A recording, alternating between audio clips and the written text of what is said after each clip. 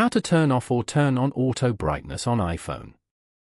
To get started, first of all go ahead and open up the Settings application on your phone. Once you're here, go to Accessibility as shown. From here, you can personalize iPhone in ways that work best for you with accessibility features for vision, mobility, hearing, speech, and cognition. Go to the Vision section at the top and tap on Display and Text Size. Here, scroll down and go to the Auto Brightness feature at the end. You can turn off and turn on auto brightness from here. Turning off auto brightness may affect battery life, energy consumption, and long-term display performance. Following these steps, you can easily turn off or turn on automatic brightness on iPhone. Thank you for watching.